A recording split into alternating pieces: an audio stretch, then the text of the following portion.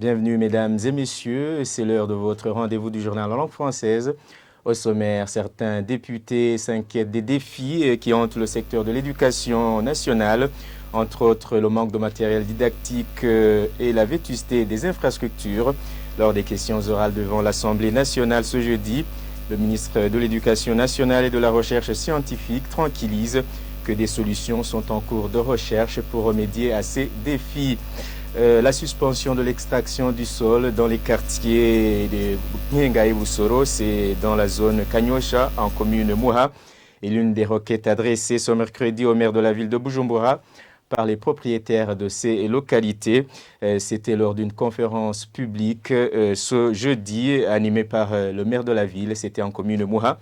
Les détails, c'est dans ce journal. Voilà pour l'essentiel.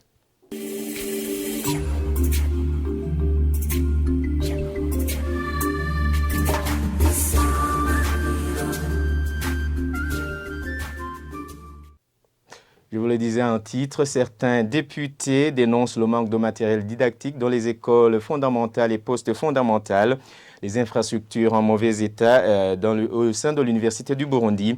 Lors des questions orales ce jeudi, François Habyarimana, ministre en charge de l'Éducation nationale, indique que son ministère fait tout possible pour trouver des solutions à ces défis. Il ajoute que le plan sectoriel de son ministère envisage la réhabilitation des bâtiments de l'Université du Burundi. Lydie Gahimbare pour plus de détails.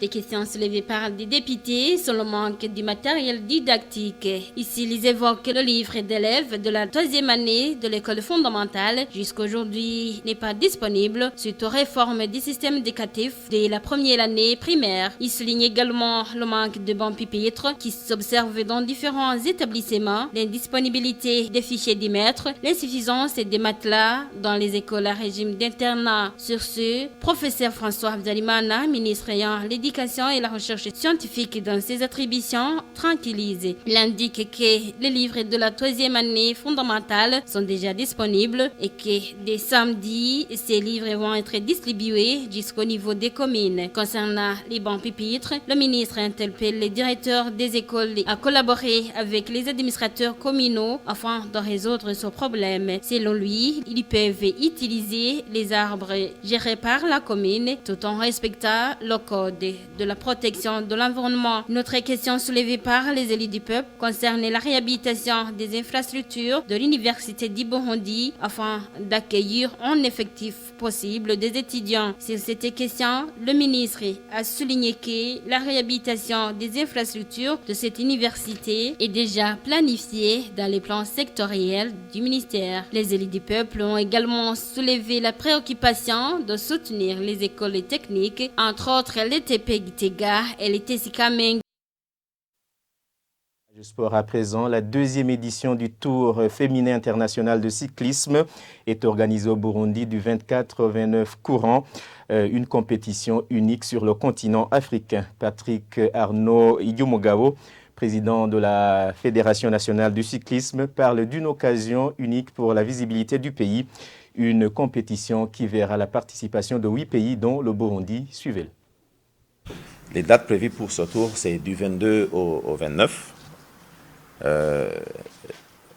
Les pays qui vont participer sont les pays normalement qui ont participé au premier tour, les pays de l'EAC. Cette édition va voir la participation aussi de la Côte d'Ivoire, du Bénin et aussi de l'Égypte.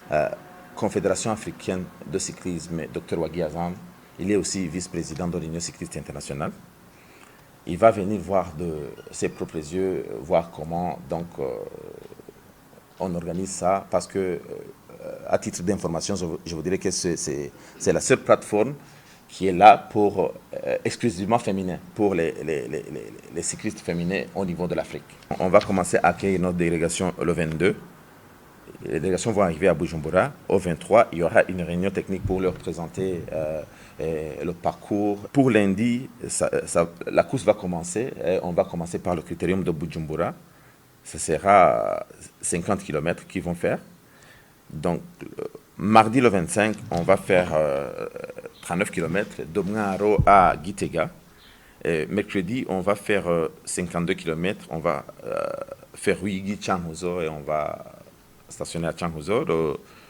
Le 27, on va faire 64 km de Changuzo à Muyinga. Le 28, on va faire 66 km d'Ongozi à Kayanza et arriver à Ngozi.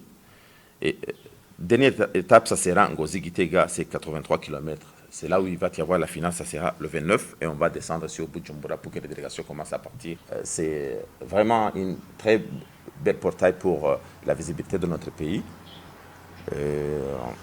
Nous aurons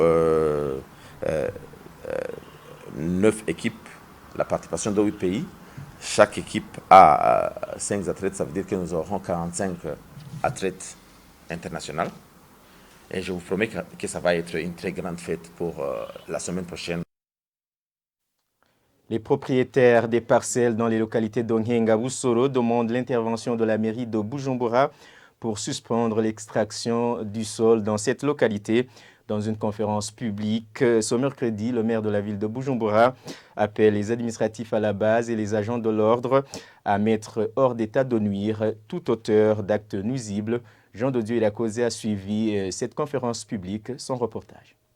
Dans cette conférence publique, les propriétaires des parcelles dans la cellule Ngenga appellent l'implication de la mairie de Bujumbura pour mettre fin à l'extraction du sol dans cette localité effectuée par les personnes qui se réclament du parti au pouvoir. Ce membre du conseil du quartier Ngenga-Boussoro explique que ces personnes passent outre le communiqué de l'administrateur de la commune Moura, lequel suspend ses activités.